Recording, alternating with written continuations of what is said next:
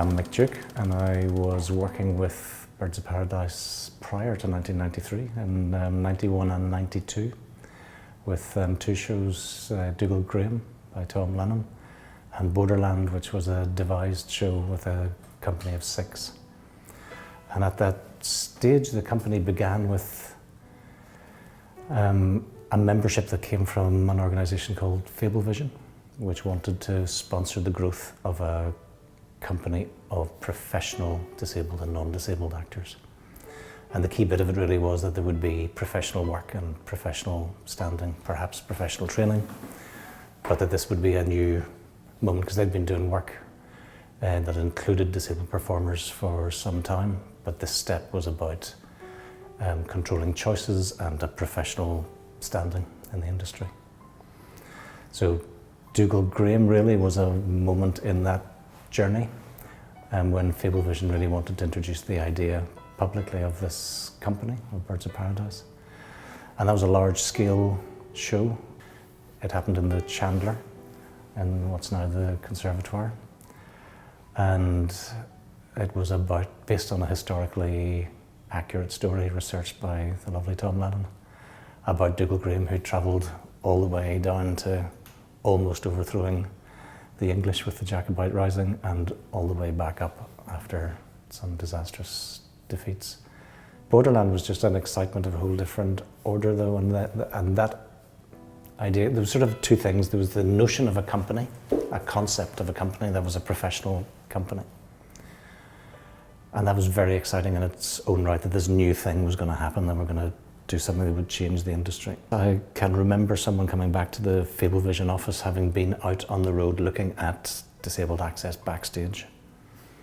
And they came back with a sort of humorous take on what they'd seen in the venues of the industry. And they said a couple of times you could see in people's faces that they were going, I knew this would happen. I knew as soon as we give them access to the auditorium, they'd want to go on the stage.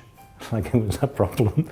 And so and there was some surprise. Would you want access to the green room and the change? Yeah, everything. The lights, the whole thing. The means of production has to be done. And so there was a youthful sort of sense of humour about an industry that was a little bit resistant to this change, and at the same time a huge excitement about the change that was going to happen. So on the one side there was this concept of a company and a certainty that its time had come and this was going to happen. And then as far as Borderland, which was the first show, there was a small scale Birds of Paradise show with there was no co-direction, there was no influence on the choice of what the project would be. And I went in the room with the company that was going to perform that piece, and so that company for me is my strongest memory of Birds of Paradise at that time. And they were really clear that they didn't want the show to be about disability, that they had done a lot of that. But they were interested in it being about difference, and they weren't interested in their roles being defined or described by their disability or non-disability, because there was a mixture in that first company.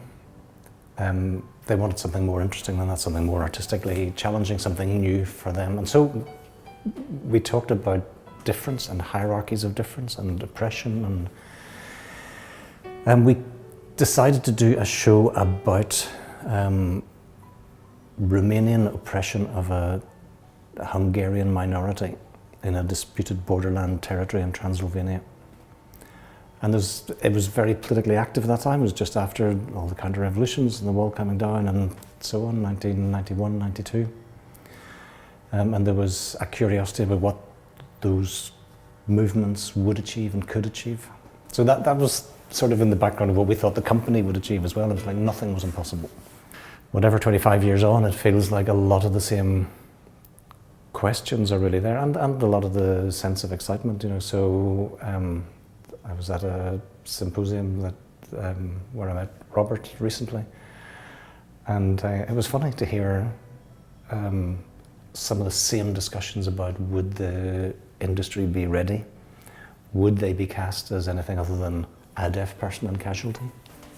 What would they play Lady Macbeth? Would people undertake and would funders and government undertake the changes that might be necessary to make funding available to make access work to the fullest extent it could. But some of the discussion, you know, just felt